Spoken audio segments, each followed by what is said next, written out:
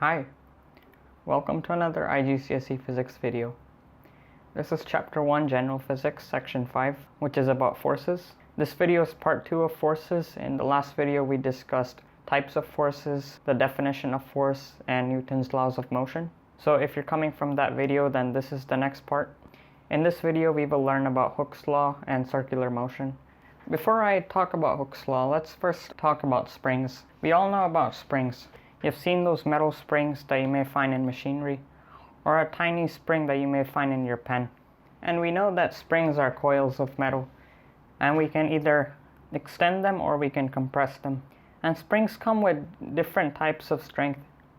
There's really thick springs that are almost impossible to squeeze unless you use a lot of force from some other machinery. And then there's really weak springs. Now let's focus on the extension of springs. So here I have two springs. We know that to pull the spring backwards, I have to apply force. We also know that when we apply greater force, the extension is longer. If we conduct an experiment like that with different amounts of forces, we can see how the extension depends on the amount of force we apply. So for each of these two springs, I have conducted an experiment in which I measured the amount of extension that I get from both springs with different amounts of force. So for both springs, I can see that at a force of 0 newtons, the extension is 0 centimeters for both of them. When I jump to 2 newtons, the extension is 1 centimeter on this spring, but it's half of that, so it's 0.5 centimeters on the bigger spring. And then on so forth, I can see that the extension keeps increasing by 1 centimeter for every 2 newtons of force. And on this one, it increases by a half centimeter for every 2 newtons of force. So we could say that this spring is twice as strong as this one. So for this experiment, I can see that the amount of extension that I get from the amount of force that I apply is proportional. Therefore, the extension of the spring is proportional to the force that I apply on it. So I can say that force is proportional to the extension. And since the relationship between the extension and the force is a direct relationship, we can also say that the equation for the force that we apply on the spring is equal to some value k times x. K is the spring constant that determines the strength of these springs. And the higher the k, the stronger the spring is. So from this definition, we arrive at Hooke's law. Hooke's law says that springs extend in proportion to load as long as they're under their proportional limit. So from this table, Hooke's law tells us that force is proportional to x in a direct relationship. However, that's not true for all values of f. So let's continue taking measurements after a force of 8 newtons for both springs and see what happens to the extension. So after carrying out the experiment after 8 newtons of force, I can see that there's lack of proportion in that relationship between force and the extension. Because I can see that from 0 to 8, there's a constant change in the extension for every constant change in the force we apply. So from 0 to 8, it's proportional. But after 8 newtons of force from 9 newtons, we can see that it's not proportional anymore. If we find the spring constant of each of these springs by dividing the force by the extension, for spring 1, we get 8 newtons over 4 centimeters. We get 2 newtons per centimeter. And for spring 2, we get 8 newtons over 2 centimeter, which gives us 4 newtons over 1 centimeter. So we can see that spring 2 is twice as strong as spring 1 because it has a spring constant of 4 newtons per centimeter, which is twice as much as spring 1's. But after a force of 8 newtons on each side, it's not a proportional anymore. For these two forces, we can see that it's not proportional.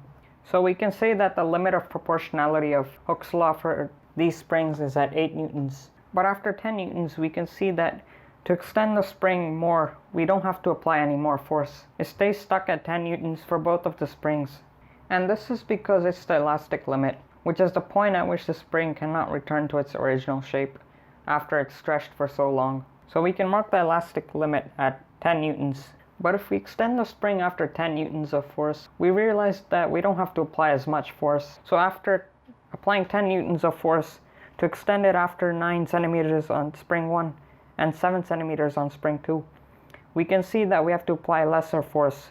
So now we're applying 9 newtons of force and 8 newtons of force to extend the spring.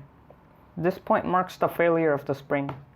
Now let's look at a general representation of what Hooke's law says about springs. So we know that all springs start at a force of 0, and the extension is 0 centimeters from this point. And then we have a proportional line for some while until we hit the limit of proportionality, where the spring does not extend by a proportional amount of force. So we lose our proportionality after the limit of proportionality, but then our curve starts to level down and the force doesn't increase anymore, but the extension keeps going on. And the point where the force stays level is known as the elastic limit, which is this point. And in the end of the tables, we saw that for both springs, we didn't have to apply as much force to keep the spring extended, as we can see here. So in the end, our curve just drops down here, and this point is known as the failure. Now let's talk about circular motion. Suppose you have a tennis ball that is attached to a string, and you spin that tennis ball attached to the string around your finger. So in a 2D representation, the spinning would look like this, where the center of the circle is your finger point. Now let's talk about the physics of the spinning tennis ball. Let's say that this ball is traveling at a constant speed. So at this point, it were traveling at a speed of, say, 100 centimeters per second, or 1 meter per second. And then when the ball got to this point, it was still traveling at 1 meter per second, but it was in this direction. And then let's say it came towards this direction at the same speed. And finally at this position, but in this direction, at the same speed of 1 meter per second. So we can see that the velocity of this tennis ball is same at all points, but the direction is consistently changing. So we can say that due to the change in direction, at every point where the ball is moving, there's also acceleration occurring, even though the velocity of the ball is constant. So what keeps that ball from flying away from your string? Well, there's a bunch of forces that are involved in this diagram. So the first force is the centripetal force. It's the force that keeps this ball from flying outside, and it keeps it attached to the string. And this force is exerted from the string force, which keeps it intact, and it pulls it towards the center. But since there's a force that's pulling the ball inside, there must be another force that makes sure that the ball never touches the center of the circle. That's because there's another force present, and it's known as the centrifugal force, which is in opposite direction, but it has the same magnitude of force. So the centrifugal force is the force that's acting away from the circle, and it's the force that keeps the ball away from the string at all times. Since the centrifugal force is opposite in direction to the centripetal force, and it's also the same in magnitude to the centrifugal force, we can say that they're opposite reaction forces, and they describe Newton's third law of motion. Now let's say that as the tennis ball was spinning in its angular velocity in this direction, you suddenly cut the string. Now when you cut the string, that ball won't go in this curved direction anymore.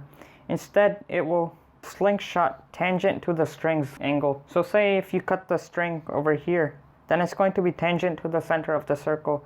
So it will slingshot in this direction. And similarly from here, it's going to be tangent again, and it's going to slingshot in this direction. And this is it for section 1.5 of forces. I hope you found this video helpful to learn the concepts of Hooke's law and the forces involved in circular motion. Leave a comment in the comment section and provide feedback so I can improve my videos. And I'll see you in the next video. Thanks for watching.